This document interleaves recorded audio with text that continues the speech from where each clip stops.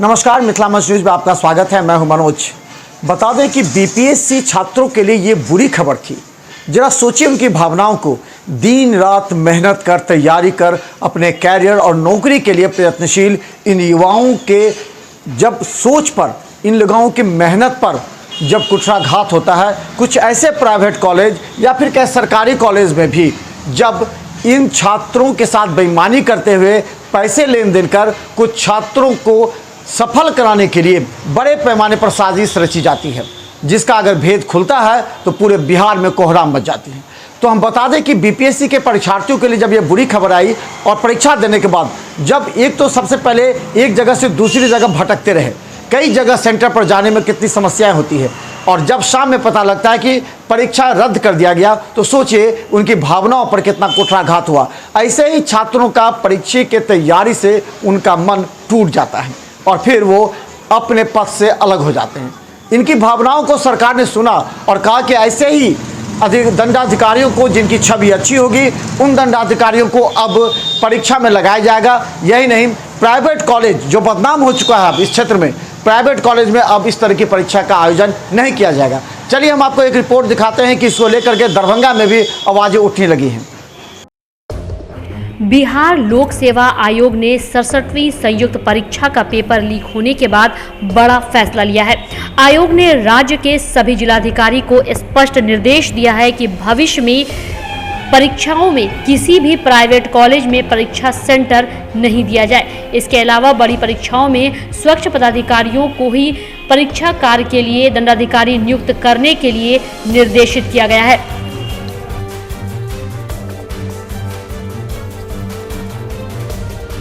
वहीं आयोग संयुक्त सचिव सह परीक्षा नियंत्रक अमरेंद्र कुमार ने बताया कि 67वीं परीक्षा में जिस तरह का मामला प्रकाश में आया है, इसके बाद सभी जिलाधिकारी को कहा गया है कि ऐसे पदाधिकारियों की सूची तैयार की जाए जिनका रिकॉर्ड खराब है। उन्हें किसी भी सूरत में परीक्षा के दौरान दंडाधिकारी नियुक्त न किया जाए। जिलाधिकारी स्वच्छ छवि वाले दंडाधिकारी का ही चयन करेंगे।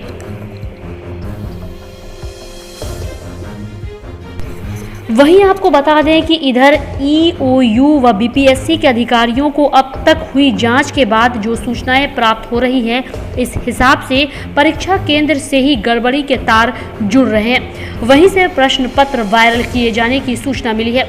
आरा के जिस कॉलेज से घटना घटी है वह भी प्राइवेट कॉलेज है। इन्हीं कारणों से आयोग ने प्राइवेट कॉलेज को परीक्षा केंद्र बनाए जाने से प्रतिबंधित करने का निर्णय लिया है।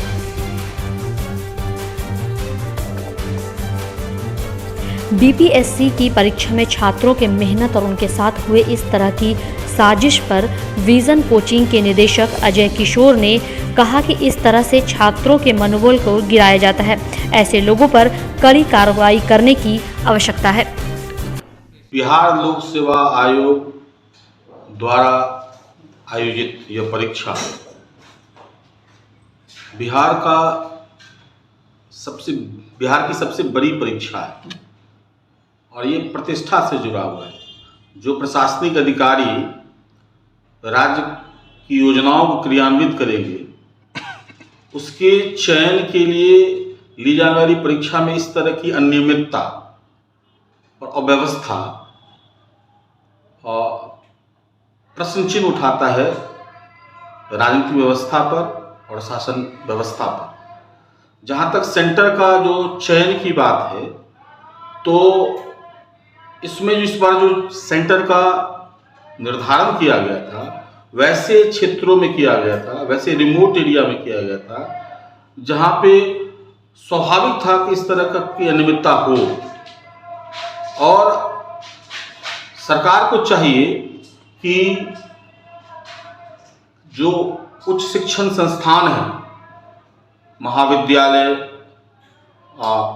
या विश्वविद्यालय से जुड़ी हुई जो परिसर हैं, जिसका एक अपना इतिहास रहा है, एक अलग प्रशासनिक व्यवस्था है, उसमें परीक्षा का संचालन हो।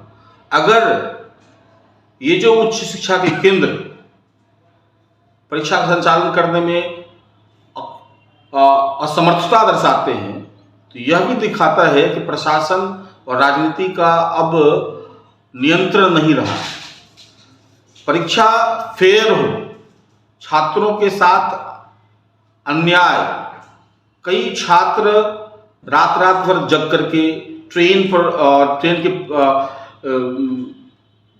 ठूस ठूस कर ट्रेन से आ रहे हैं, प्लेटफॉर्म पर सो रहे हैं और एक ही इच्छा है कि बिहार का जो सबसे शीर्ष पद है वो प्राप्त करें।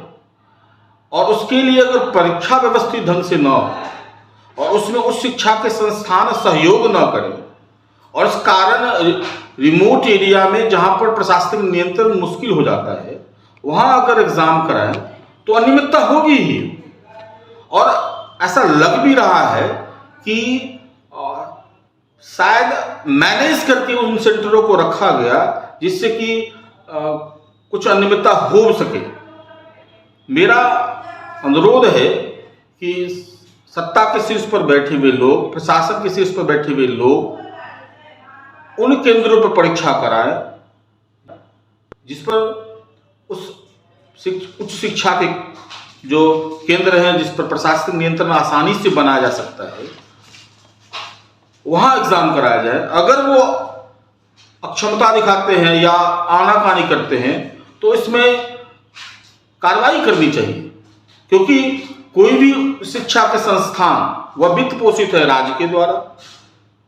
अगर राज्य द्वारा वित्त पोषित विश्वविद्यालय या महाविद्यालय अगर एग्जाम नहीं करवा पाते हैं और वो भी उनका उद्देश्य शिक्षा का प्रसार करता है, वो अपने यहाँ छात्रों को ही पढ़ाते हैं, तो छात्रों की बेहतरी के लिए वो अपने यहाँ एग्जाम न कराएं, ये किसी भी तरीके से उचित नहीं माना जा सकता है।